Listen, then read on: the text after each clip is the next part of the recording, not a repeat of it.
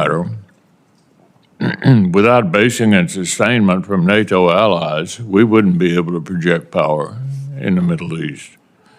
So what role should NATO play out in the Indo-Pacific?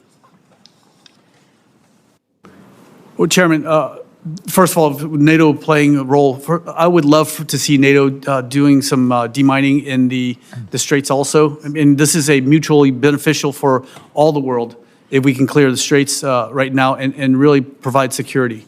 And NATO, again, would be a great ally to us in the Indo-Pacific just to maintain the sea lanes of communication. We, the United States, are a maritime nation. We depend on the Pacific and the Atlantic for free trade, and the world does also. And so this is why we need to all work together to protect the sea lanes of communications for the world, sir. Mitch McConnell just raised a major red flag over Taiwan, NATO, and America's military readiness during this tense Senate hearing. What started as a simple question about paused arms sales quickly exploded into a broader warning about China, Russia, and the future of global security. You've been asked, but we've encouraged Taiwan to buy arms from us, and all of a sudden there's a pause. What are you hearing from the Taiwanese about the pause? Chairman, I have not heard. I have not spoken to the Taiwanese. However, we have done some foreign military sales to them. And it's just right now we're doing a pause in order to make sure we have the munitions we need for Epic Fury, which we have plenty. But we're just making sure we have everything. But then the foreign military sales will continue when the administration deems necessary, sir.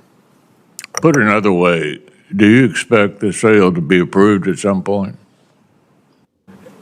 Senator, that would be up to the Secretary of War and the Secretary of State, sir. Yeah, well, that's what's really distressing. Belatedly, the administration seems to be mad at the Europeans for not engaging in the Middle East.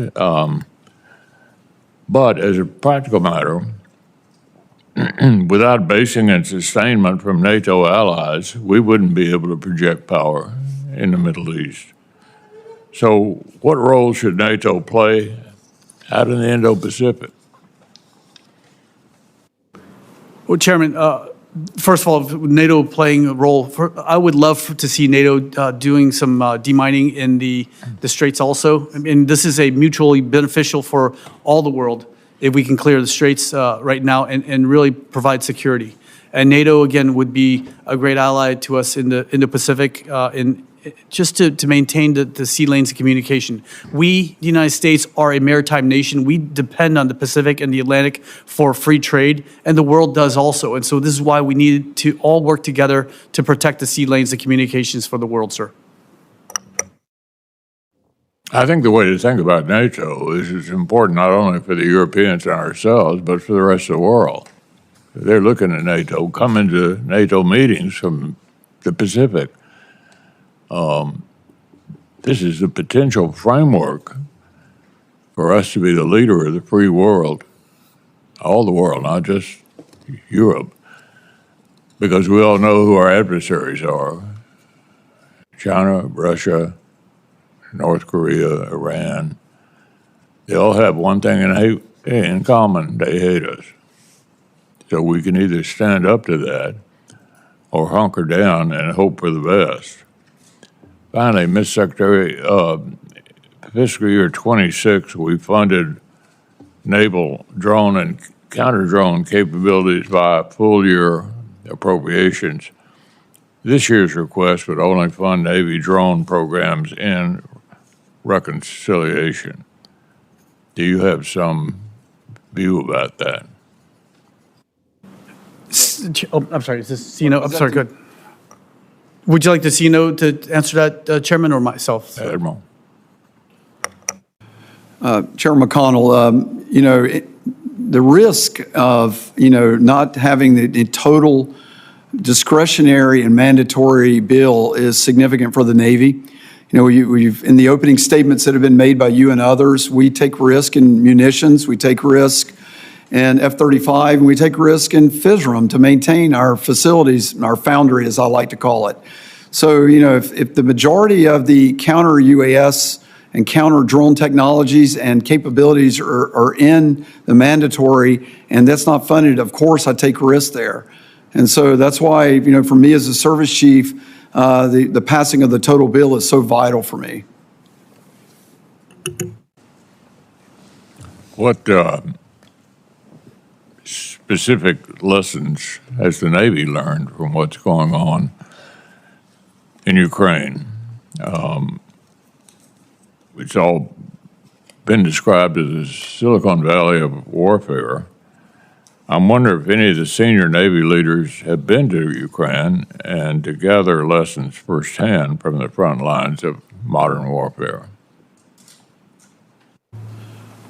Chair McConnell, there's a lot of lessons. One, how you command and control forces.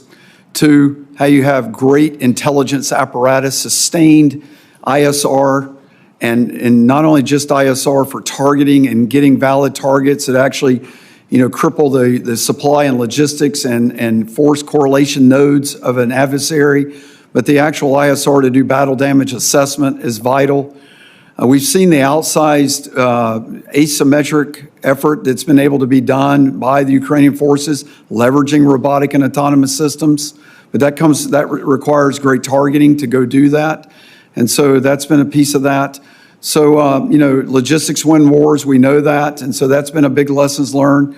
And we've seen that it takes partnerships, to actually sustain Ukraine against a much larger force that Russia fields. So there's been a lot of lessons that we've looked at very hard and that we will use and leverage in our own fights.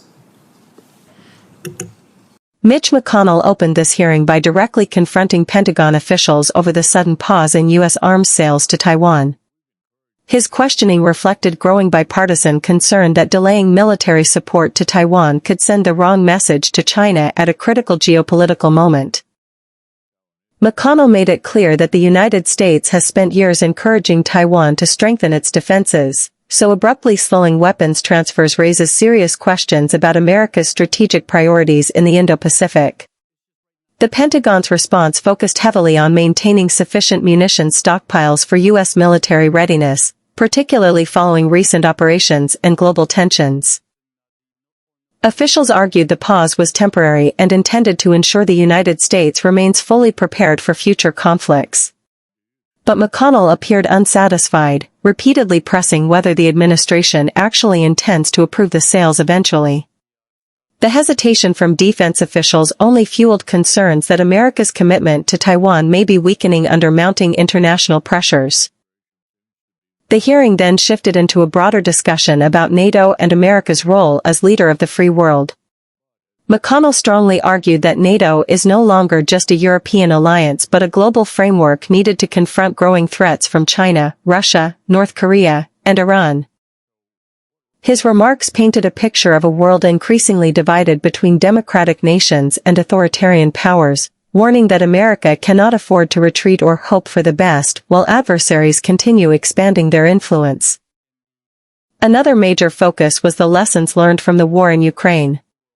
Navy officials described modern warfare as rapidly evolving into a battlefield dominated by drones, autonomous systems, intelligence gathering, and advanced logistics.